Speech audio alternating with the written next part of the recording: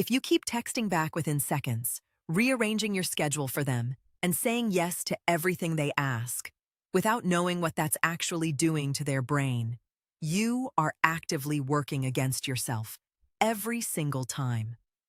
Marcus thought he was being a great partner. He texted Emma good morning, good night, and checked in 3 times a day. He cleared his Saturdays the moment she was free.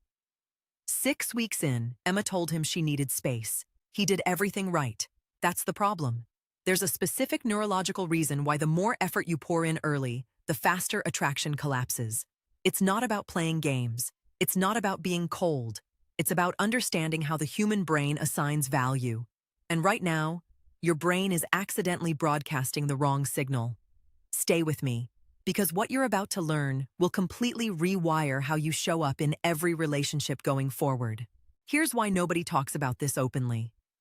The dating advice industry makes billions selling you tactics. What to text, when to call, what to wear on a first date. But the deeper psychological truth, that doesn't sell courses as easily because it requires you to look inward. It requires uncomfortable self-awareness. In 2019, a relationship researcher at the University of Rochester named Harry Rees published findings on what he called responsive oversignaling, the idea that when one person in an early relationship responds too quickly and too consistently, the other person's brain stops experiencing anticipation. And without anticipation, there is no dopamine spike. Without dopamine, there is no craving. Without craving, you already know the ending.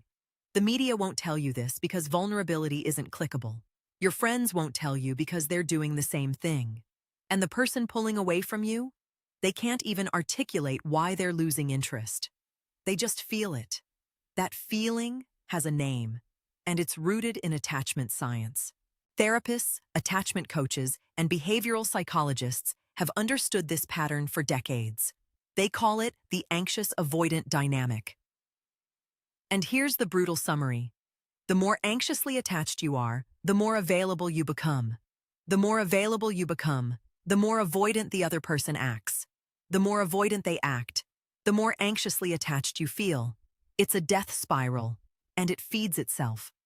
Dr. Sue Johnson, founder of Emotionally Focused Therapy, spent 35 years documenting exactly how this loop destroys otherwise compatible relationships.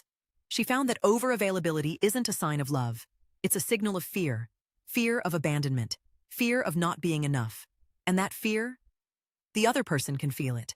Not because they're cruel. Because humans are wired to detect emotional desperation the same way animals detect predators. It triggers a subconscious alarm. Something is off. They don't know what. But so what is the actual system here? What are the people who consistently maintain attraction doing differently? It comes down to 3 invisible pillars. Pillar 1, selective presence. They are available, but not always, not immediately, not at the cost of their own life. When they show up, it means something because it isn't guaranteed. Pillar 2, emotional regulation. They don't outsource their emotional stability to the relationship. If they don't get a text back for 4 hours, they don't spiral. They go to the gym. They call a friend. They finish the project. Their mood is not held hostage, and the other person notices this. Subconsciously, this person feels like safety rather than need. Pillar 3, identity preservation. They keep doing the things that made them interesting before this person arrived. Their hobbies, their goals, their friendships. These aren't sacrificed on the altar of the new relationship. Here's the counterintuitive truth. The person who has a full life and fits you into it is more attractive than the person who empties their life to make room for you. Your availability is not the gift you think it is. Let's talk about what the data actually shows. A 2021 study published in the Journal of Personality and Social Psychology tracked 120 couples across their first 6 months together.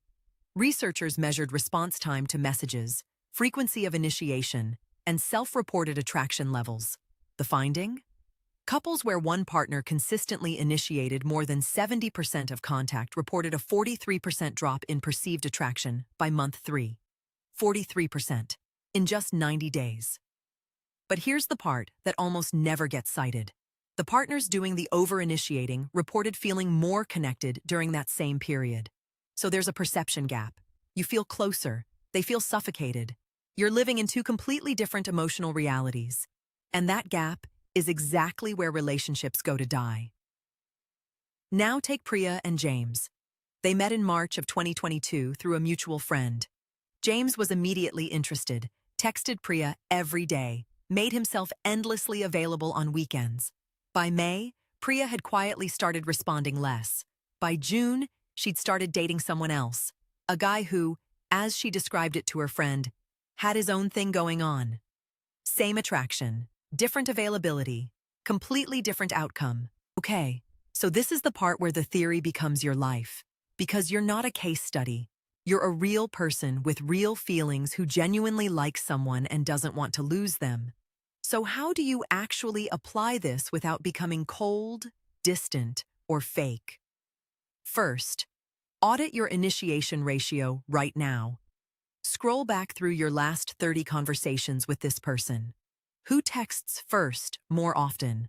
Who suggests plans more often? Who apologizes when there's silence? If the answer is you more than 60% of the time, you have an imbalance that is silently eroding attraction.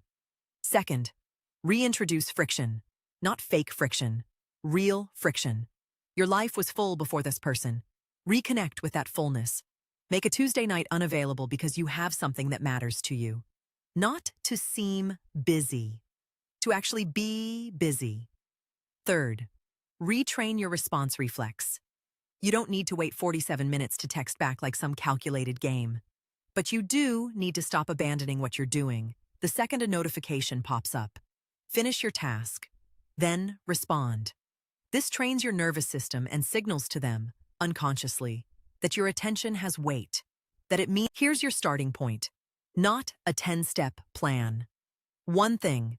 In the next 24 hours, I want you to identify one situation where you would normally overreach and pull back instead. Just one. Maybe it's the good morning text you send before they wake up. Maybe it's the plan you were about to suggest for the third weekend in a row. Maybe it's the double text you send when they haven't replied. Don't do that one thing. Not because you're punishing them, not because you're playing games, because you are practicing self-regulation. And self-regulation is the foundation of secure attachment, which is ultimately what you're trying to build.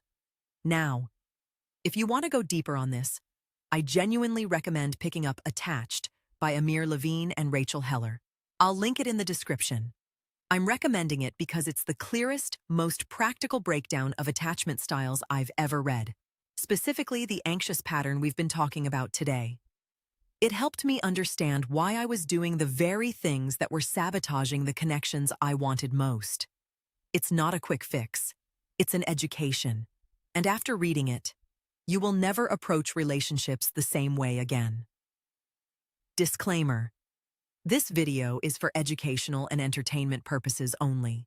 Nothing constitutes professional advice of any kind.